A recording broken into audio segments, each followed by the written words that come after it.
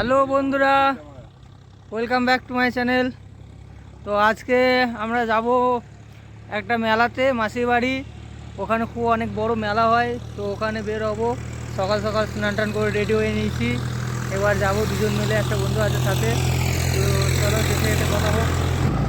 তো মাসির বাড়ির জন্য বেরিয়ে পড়লাম। মাসির বাড়িটা অনেক দূর, তাই 2.5 ঘন্টা মতো ড্রাইভ করে যেতে হবে আমাকে। চলো।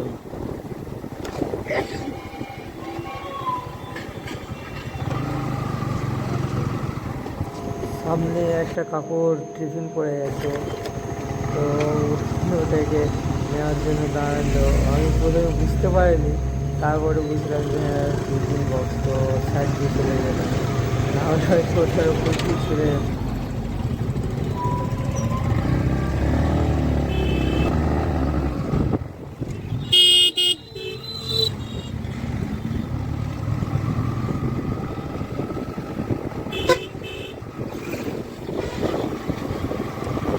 এটা হচ্ছে সেরা বাজার।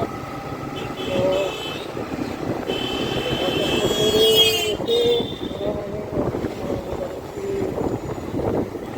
চার বাজার একবার রাস্তা বলতে হবে।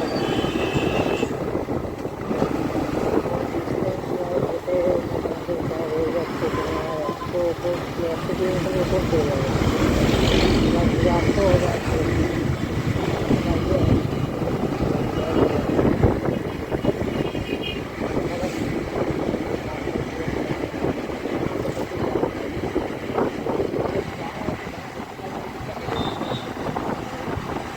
কিছু কিছু ট্র্যাক ড্রাইভার আছে যে তারা রাস্তায় যেই যতই হর্ন মারুক না কেন, তারা ইমার্জেন্সি কাকুর বা না ডাকি, সে নিজের মনের মতো করে গাড়ি চালাবে, সাইডই দিতে চাইবে না। রাস্তা ফাঁকা থাকলেও সে সাইড দিতে চাইবে না। বলবো এরকম ট্র্যাক ড্রাইভার যেগুলো ছিল আগে, দেখতে ওই ভিডিও লাগছে, কিন্তু ট্র্যাক ড্রাইভারটাকে কতক্ষণ পর সাইড দিল। এবার তো হর্ন দিয়ে যাচ্ছে, এবার তো সরে এলো, এবার তো সাইডে দিতে চায় না আমাকে।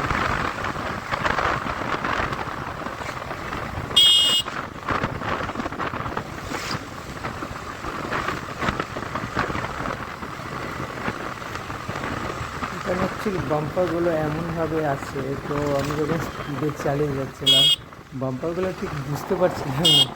তো যতই জোরে ব্রেক মারছিলাম মানে একদম স্লো তো হচ্ছিল না। সামনে হঠাৎ করে, বাম্পারের সামনে হঠাৎ করে যখন ব্রেক মারা হচ্ছে, তো একভাবে স্লো তো হয়ে যাচ্ছে না ফিরে। ওইভাবেই কোনো রকমের চালিয়ে যাচ্ছিলাম। আমার গাড়িতে কোনো প্রবলেম হয় না, তো সেরকম কোনো মাইন্ডও হচ্ছিল না। কিন্তু এটাই পাইবে না, তো প্রবলেম হচ্ছিল না। চলো চলে যাওয়া যাক, তো এগুলো কোনো ব্যাপারই না, ঠিক আছে।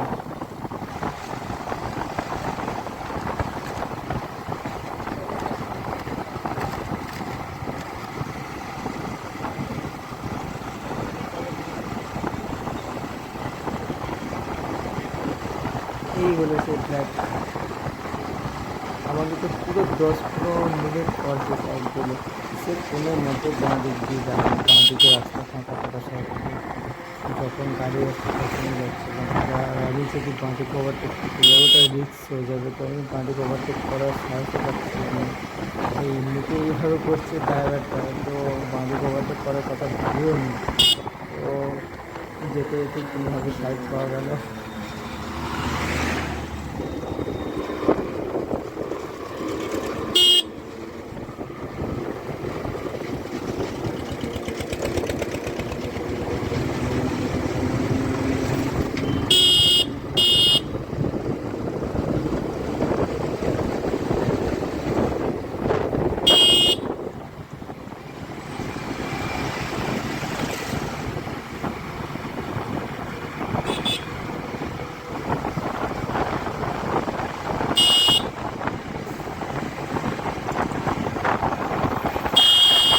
তারপর যখন রাস্তাটা ফাঁকা পাওয়া গেল, তো তখন মনে হলো যে চলো একটু জোরে গাড়ি চালানো যাক। কিন্তু রাস্তার অবস্থাটা প্রচণ্ড খারাপ, তো বেশি জোরে চালানো যাচ্ছিল না, কেন যেখানে সেখানে খাল দিয়ে বয়ে আছে রাস্তাটা। রাস্তাটার কাজ চলছে, বাগান যাচ্ছে রাস্তাটা। তো বেশি জোরে করতে পারছিলাম না, কেন হঠাৎ করে কোথায় কি চলে আসবে, দুর্ঘটনা হয়ে যাওয়ার রিস্ক ছিল। তো তো যখন ফাঁকা পাওয়া যাচ্ছিলো তো এন্ট্রিটাতে তো এই স্পিডটা কোনো ব্যাপারই না, কোনো কিছু বোঝাচ্ছিলোই না ওকে।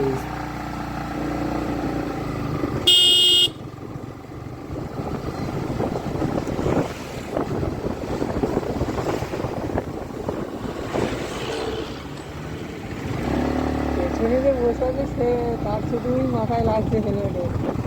এই গোপাল মাথা লাগছে।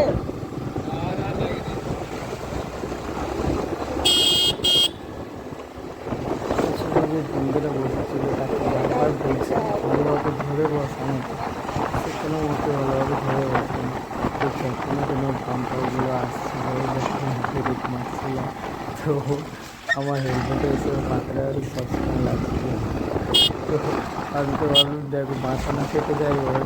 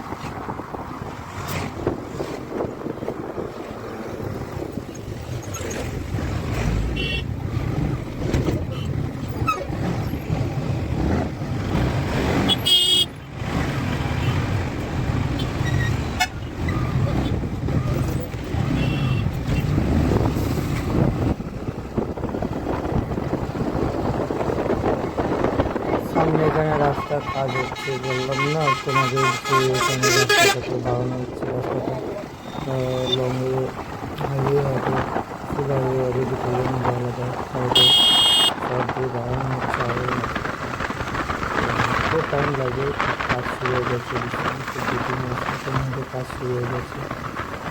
এক সাইড করে হচ্ছে, মাঝে মাঝে থেকে থেকে হচ্ছে, এক টানাতে করা সম্ভব। এখানে হচ্ছে আবার কিছুটা জায়গাতে বাদ দিয়ে আবার হচ্ছে, এভাবে কাজ করতে হবে।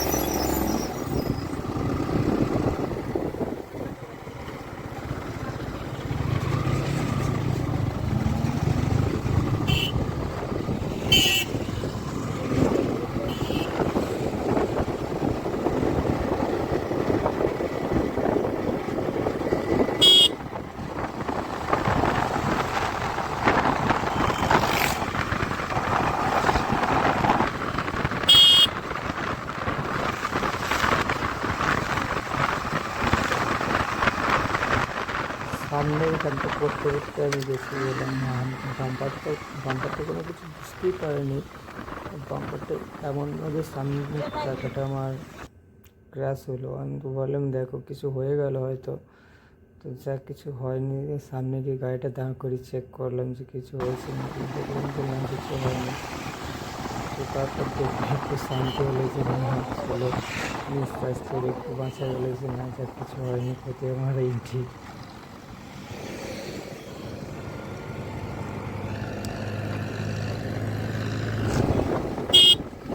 তো তারপর চলে এলাম বর্ধমান থেকে, পৌঁছে গেছি।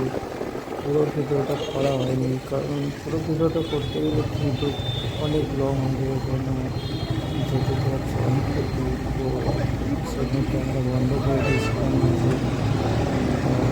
তারপরে আবার বর্ধমান থেকে ক্যামেরা চালু করলাম।